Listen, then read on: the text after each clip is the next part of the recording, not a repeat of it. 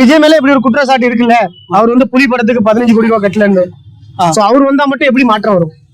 இல்லண்ணே, அவங்க புலி படத்துல கட்டுறது அது அவங்களோட பிசினஸ்ண்ணே. ஓகே, புரியுதுங்களா? அவங்க லேனா தேனா வாங்குறது வைக்கிறது அதெல்லாம் அவங்களுக்கு உள்ளது, அவங்களுக்கு தெரியும். தெரியாது அவங்களுக்கு, அது அவங்களோடது.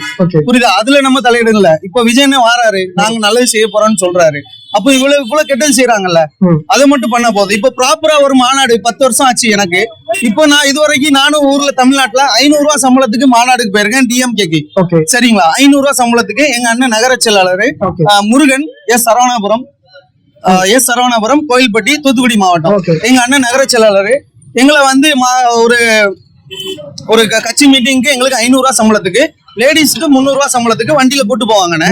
ஆனா இது நாள் வரைக்கும் நாங்க போயிருக்கோம். குடிக்க தண்ணியும் எங்களுக்கு தண்ணி இருந்திருக்குன்னு வைங்களேன். மித்தபடி சாப்பாடோ ஏதோ அதெல்லாம் கிடையாது. ரெண்டாவது அந்த 300 ரூபாய் சம்பளத்துல காலையில இருந்து நைட்டு ஒரு 8 மணிக்கு மேல ஆயிடுச்சுன்னா அந்த சாப்பாடு பணத்தை எங்களுக்கு தரல, டிஎம்கே தரல. நான் வந்து மும்பை தமிழன், எனக்கு ஆதார் கார்டு பேன் கார்டு எல்லாமே மும்பை, நான் பிறந்த வளர்ந்தது எல்லாமே இங்கதான். ஆனா அந்த சாப்பாடை கூட அந்த 300 ரூபாய் அதுல நீங்க சாப்பிட்டுக்கோங்கன்னு எங்க லேடிஸ் எங்க அம்மாங்களை அவங்க சொன்னாங்க. ஆனா இப்போ விஜய் அண்ணன் வந்ததுக்கு அப்புறம் ஒரு மாநாட்டுல அவங்க கொடுக்குற தண்ணி, ஸ்நாக்ஸ், லேடிஸ் கொடுக்குற பாதுகாப்பு, அவங்க பாத்ரூம் போனா அவங்க கூட போறதுக்கு ஆட்கள் எல்லாமே நான் விஜய் அண்ணன் மாநாட்டுல கரூர்ல கலந்துக்கிட்டேன். அந்த ஆக்சிடென்ட் இருந்த இடத்துல நம்ம அதுக்கடுத்து இன்னொரு இதுல போட்டிருந்தாங்க. அப்போ நாங்களும் கலந்துக்கிட்டோம். அப்போ இதெல்லாம் பண்ணாங்க. இத்தனை நாளா மாநாட்டுல செய்யாத டிஎம்கே இன்னைக்கு முந்திரி பருப்பு, சாராயம் ஓகே, அது வெளியே வரல. முந்திரி பருப்பு, பிஸ்கெட், மிச்சர், சேவு, தண்ணி பாட்டில் இதெல்லாம் கொடுக்குறாங்க. இத்தனை வருஷம் ஆட்சியில ஏன் கொடுக்கல?